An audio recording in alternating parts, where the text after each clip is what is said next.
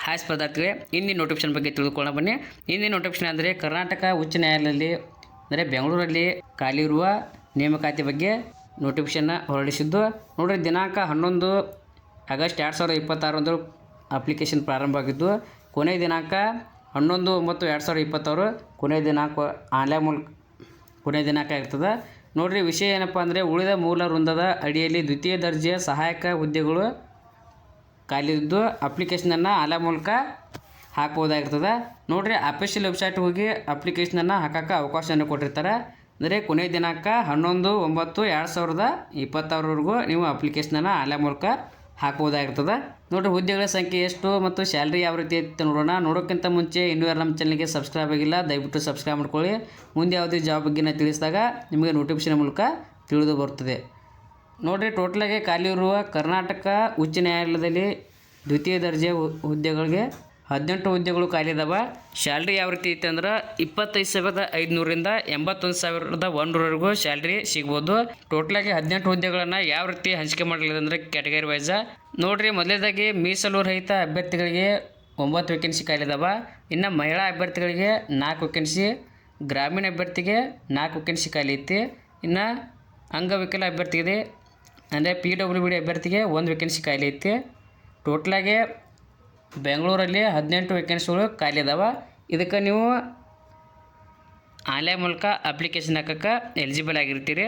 ಇನ್ನು ಈ ಹುದ್ದೆಗೆ ಅಪ್ಲಿಕೇಶನ್ ಹಾಕ್ಬೇಕಂದ್ರೆ ಯಾವ ರೀತಿ ಎಜುಕೇಷನ್ ಕ್ವಾಲಿಫಿಕೇಷನ್ ಅಥವಾ ವಿದ್ಯಾರ್ಹತೆ ಇರಬೇಕಂತಂದರೆ, ನೋಡಿರಿ, ನೀವು ಯಾವುದೇ ವಿಶ್ವವಿದ್ಯಾಲಯದಲ್ಲಿ ಸರ್ಕಾರದಿಂದ ಮಾನ್ಯತೆ ಪಡೆದ ವಿಶ್ವವಿದ್ಯಾಲಯದಲ್ಲಿ ಅಭ್ಯರ್ಥಿಯು ಸೈನ್ಸ್ ಆಗಿರ್ಬೋದು, ವಿಜ್ಞಾನ, ಕಲೆ, ವಾಣಿಜ್ಯ, ವ್ಯವಹಾರ ನಿರ್ವಹಣೆ ಅಂದರೆ ಬಿಸ್ನೆಸ್ ಮ್ಯಾನೇಜ್ಮೆಂಟ ಮತ್ತು ಕಂಪ್ಯೂಟರ್ ಅಪ್ಲಿಕೇಶನ್ನ ಅಥವಾ ವ್ಯವಹಾರದ ಆಡಳಿತ ಅಂದರೆ ಬಿಸ್ನೆಸ್ ಅಡ್ಮಿನಿಸ್ಟ್ರೇಷನ್ನ ವಿಷಯದಲ್ಲಿ ಪದವಿಯನ್ನು ಪಡೆದಿದ್ದು, ಅಭ್ಯರ್ಥಿಯು ಸಾಮಾನ್ಯ ವರ್ಗ ಮತ್ತು ಇತರೆ ಹಿಂದುಳಿದ ಪ್ರವರ್ಗಗಳಿಂದ ಸೇರಿದ ಅಭ್ಯರ್ಥಿಗಳಾಗಿದ್ದರೆ ಕನಿಷ್ಠ 55% ತೊಗೊಂಡು ಪಾಸ್ ಆಗಿರಬೇಕು. ಅದೇ ರೀತಿ ಪರಿಶಿಷ್ಟ ಜಾತಿ, ಪರಿಶಿಷ್ಟ ಪಂಗಡ ಅಭ್ಯರ್ಥಿಗಳಾಗಿದ್ದರೆ 50 ತೆಗೆದುಕೊಂಡು ಪಾಸ್ ಆಗಿರಬೇಕು. ಮತ್ತು ಕಂಪ್ಯೂಟರ್ ಬಗ್ಗೆ ಜ್ಞಾನ ಇತ್ತಂದ್ರೆ ಅಪ್ಲಿಕೇಶನ್ ಹಾಕೋಕ್ಕೆ ಅವಕಾಶ ಇರ್ತದೆ. ಇನ್ನು ಅಭ್ಯರ್ಥಿಗಳಿಗೆ ಏಜ್ ರಿಲ್ಯಾಕ್ಷನ್ಸ್ ಕೂಡ ಅಪ್ಲೈ ಆಗ್ತೈತಿ ಕ್ಯಾಟಗರಿ ವೈಸ. ನೋಡಿರಿ, ಸಾಮಾನ್ಯ ಅಭ್ಯರ್ಥಿಗಳಿಗೆ 35 ವರ್ಷ ಪ್ಲಸ್ 5 ವರ್ಷ ಏಜ್ ರಿಲ್ಯಾಕ್ಷನ್ಸ್ ಕೂಡಿ 40 ವರ್ಷವರೆಗೂ ಅಪ್ಲಿಕೇಶನ್ ಹಾಕೋಕ್ಕೆ ಅವಕಾಶ ಇರ್ತದೆ. ಅದೇ ರೀತಿ ಇತರೆ ಹಿಂದುಳಿದ ಪ್ರವರ್ಗ ಅಂದರೆ 2A 2B 3A 3B ಅಭ್ಯರ್ಥಿಗಳಿಗೂ 38 ವರ್ಷ ಮತ್ತು 5 ವರ್ಷ ಏಜ್ ರಿಲ್ಯಾಕ್ಷನ್ಸನ್ನು ನೀಡಿದ್ದು. ಇನ್ನು ಅದೇ ರೀತಿ ಪರಿಶಿಷ್ಟ ಜಾತಿ, ಪರಿಶಿಷ್ಟ ಪಂಗಡ ಅಥವಾ ಹಿಂದುಳಿದ ವರ್ಗ ಪ್ರವರ್ಗ 1 ಅಭ್ಯರ್ಥಿಯಾಗಿದ್ದರೆ 40 ವರ್ಷ ಪ್ಲಸ್ 5 ವರ್ಷ ಅಂದರೆ 45 ವರ್ಷವರೆಗೂ ಅಪ್ಲಿಕೇಶನ್ ಹಾಕೋಕ್ಕೆ ಅವಕಾಶ ಇರ್ತದೆ. ಇನ್ನು ಈ ಹುದ್ದೆಗೆ ಅಪ್ಲಿಕೇಶನ್ ಹಾಕ್ಬೇಕಂದ್ರೆ ಅಪ್ಲಿಕೇಶನ್ ಫೀ ಯಾವ ರೀತಿ ಐತೆ ಅಂದ್ರೆ ಕ್ಯಾಟಗರಿ ವೈಸ್ ನೋಡಿರಿ, ನೀವು ಸಾಮಾನ್ಯ ವರ್ಗ ಅಭ್ಯರ್ಥಿಗಳಾಗಿದ್ದರೆ ಅಂದರೆ UR ಅಭ್ಯರ್ಥಿಗಳಾಗಿದ್ದರೆ ನಿಮಗೆ ಅಪ್ಲಿಕೇಶನ್ ಫೀ 3 ಆಗಿರ್ತದೆ. ಅದೇ ರೀತಿ ಇತರೆ ಹಿಂದುಳಿದ ಪ್ರವರ್ಗ 2A 2B 3A 3B ಅಭ್ಯರ್ಥಿಯಾಗಿದ್ದರೆ ನಿಮಗೂ ಕೂಡ 350 ರೂಪಾಯಿ ಅಪ್ಲಿಕೇಶನ್ ಫೀ ಆಗಿರ್ತದೆ. ಇನ್ನು SC ST ಮತ್ತು OBC ಅಭ್ಯರ್ಥಿ ಮತ್ತು PWD ಅಭ್ಯರ್ಥಿಗಳಾಗಿದ್ದರೆ ನಿಮ್ಗೆ ಅಪ್ಲಿಕೇಶನ್ ಫೀ 200 ಆಗಿರ್ತದೆ. ಅಪ್ಲಿಕೇಶನ್ ಫೀ ಕೂಡ ನೀವು ಆನ್ಲೈನಲ್ಲೇ ಪೇಡ್ ಮಾಡಬೇಕಾಗಿರ್ತದೆ. ಯಾವ ರೀತಿ ಅಂದರೆ ಕ್ರೆಡಿಟ್ ಕಾರ್ಡ್ ಆಗಿರ್ಬೋದು, ಡೆಬಿಟ್ ಕಾರ್ಡ, UPI ಸೌಲಭ್ಯಗಳ ಮೂಲಕ ಅಪ್ಲಿಕೇಶನ್ ಫೀಯನ್ನು ಪೇಡ್ ಮಾಡ್ಬೋದಾಗಿರ್ತದೆ. ಮತ್ತು ಒಮ್ಮೆ ಪೇಡ್ ಮಾಡಿದ ಹಣವನ್ನು ಯಾವ ರೀತಿ ರಿಫಂಡ್ ಆಗೋತ್ತೇಳಿ ಹೇಳ್ಯಾರ.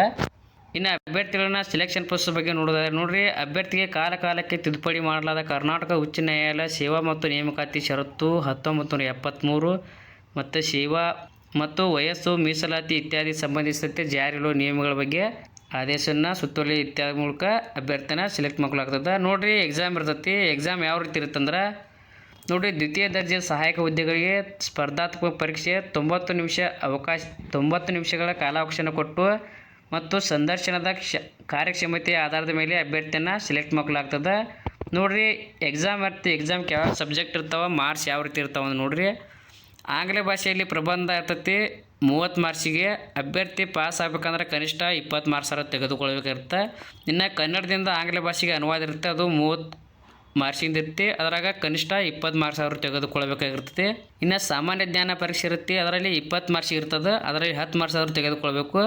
ಇನ್ನು ಸಂದರ್ಶನದಲ್ಲಿ 20 ಮಾರ್ಕ್ಸಿಗೆ ಇರುತ್ತೆ, ಅದರಲ್ಲಿ 10 ಮಾರ್ಕ್ಸ್ ತೆಗೆದುಕೊಂಡ ಪಾಸ್ ಆಗಿದ್ದರೆ ಅಭ್ಯರ್ಥಿ ಕನಿಷ್ಠ 60 ಮಾರ್ಕ್ಸ್ ಅಭ್ಯರ್ಥಿಯು 100 ಮಾರ್ಕ್ಸ್ನಲ್ಲಿ ಕನಿಷ್ಠ 60 ತೆಗೆದುಕೊಂಡ್ರೆ ಹುದ್ದೆಗೆ ಎಲಿಜಿಬಲ್ ಆಗ್ಬೋದು. ಇನ್ನು ಅರ್ಹತಾ ಪರೀಕ್ಷೆಯಲ್ಲಿ ಗಳಿಸಿರುವ ಒಟ್ಟು ಶೇಕಡಾವಾರು ಅಂಕಗಳಾದ ಮೇಲೆ 1:10 ಅನುಪಾತತೆ ಅಭ್ಯರ್ಥಿಯನ್ನು ಸೆಲೆಕ್ಟ್ ಮಾಡ್ಕೊಳ್ಳಾಗ್ತದೆ. ಅಪ್ಲಿಕೇಶನ್ ಫೀ ಬಂದ್ಬಿಟ್ಟು ₹350 ಸಾಮಾನ್ಯ ವರ್ಗ ಮತ್ತು OBC 2A 2B 3A 3B ಅಭ್ಯರ್ಥಿಗಳಿಗಿರುತ್ತೆ. ₹200 SC ST ಅಭ್ಯರ್ಥಿಗಳಾಗಿರ್ತದೆ. ಇನ್ನು ಅದೇ ರೀತಿ ಅಪ್ಲಿಕೇಶನ್ ಫೀಯನ್ನು ಆನ್ಲೈನಲ್ಲೇ ಪೇಡ್ ಮಾಡಬೇಕಾಗಿರ್ತದೆ. ಟೋಟ್ಲಾಗಿ ಖಾಲಿ ಇರೋ ಹುದ್ದೆಗಳ ಸಂಖ್ಯೆ 18 ಆಗಿರ್ತದೆ. Thank you. ಇನ್ನೂ ನಮ್ಮ ಚಾನಲ್ಗೆ ಸಬ್ಸ್ಕ್ರೈಬ್ ಆಗಿಲ್ಲ, ದಯವಿಟ್ಟು ಸಬ್ಸ್ಕ್ರೈಬ್ ಮಾಡ್ಕೊಳ್ಳಿ. ಮುಂದೆ ಯಾವುದೇ ಜಾಬ್ ಬಗ್ಗೆ ತಿಳಿಸಿದಾಗ ನಿಮಗೆ ನೋಟಿಫಿಕೇಶನ್ ಮೂಲಕ ತಿಳಿದು ಬರುತ್ತದೆ.